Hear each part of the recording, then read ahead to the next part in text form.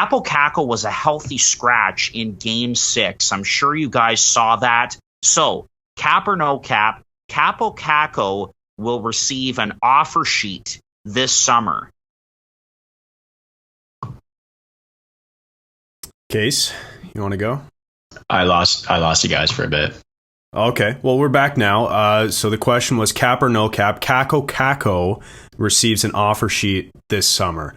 I'm going to say cap to that. I don't think that happens just because we see offer sheets so seldomly. And I think for a player like Capo Caco, the compensation just wouldn't be there. There wouldn't be any incentive for New York to not match an offer sheet presented. I think, a deal for Capo Caco, even if it were to be an offer sheet for, say, a long-term deal, I don't think it's going to be so high that New York says, no, we're not going to match this. I think he does fit in to their long-term plans. I think he's just struggled a bit, obviously, over the first few years of his career. And you guys know how I feel about this. And same with Lafreniere. I don't think they play enough to because they're high quality players. I just don't think they play enough. But yeah, so I'll say cap to that. There's no way he gets offer sheeted this offseason. Case, what do you think?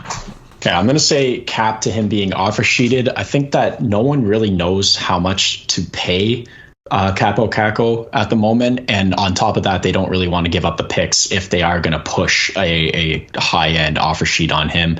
So I'm going to say cap to the offer sheet, but I fully believe that he is a trade piece in this summer, and I don't expect him to be on the Rangers next year.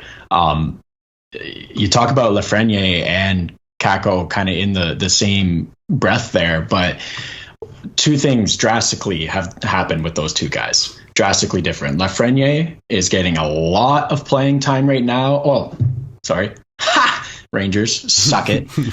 He was getting a lot of playing time in the playoffs in the late parts here. He was an important piece there and was contributing in the playoffs.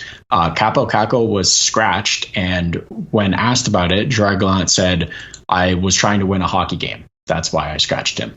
So I don't think that he is in their long-term plans, and I think that the Rangers are heavily into win now mode. They've got a lot of young players already as it is on that team, and more coming. So I think that Capo Caco has kind of worked himself into a trade piece to kind of push for another win now item that's going to get them further in the playoffs next year, or as far would be a good goal for the Rangers, because I think they pushed the limit this year. Yeah, I don't know if it's fair to say that Caco didn't contribute in the playoffs. I think that kid line was really good, even though he was the third best player on the line. It was Hedl and Lafreniere were playing really well, and then him as a third guy. But I think he still contributed a decent amount.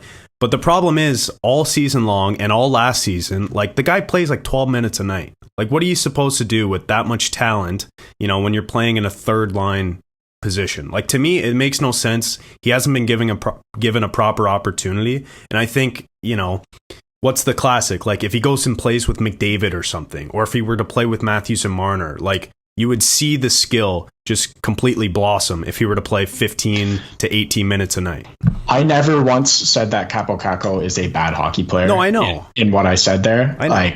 I just don't think that there's room for him in New York. I don't think he's ever going to get the playing time of his skill caliber. So I think he needs to be moved to a team that's rebuilding and has a strong piece to send back, whether that's an Arizona or something, Chicago or whoever.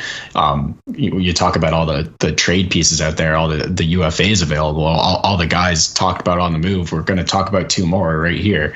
So I think that Capo Caco is definitely the Rangers dangling him right now, because he's the easiest piece for them to move. Yeah, one more thing about Caco before we move on. I think what could maybe impact his future with this hockey club is Vitaly Kravtsov coming in on a 1-year, one-way deal at less than $900K. That could be a really good deal for a season and a great opportunity for a young kid that we've been waiting on, with all of the guys that they have to re-sign and all of the cap space that they have to use. So I'm with you, Case. I think that Kakko could be a trade piece, but I wanted to throw the offer sheet question out there with regards to him.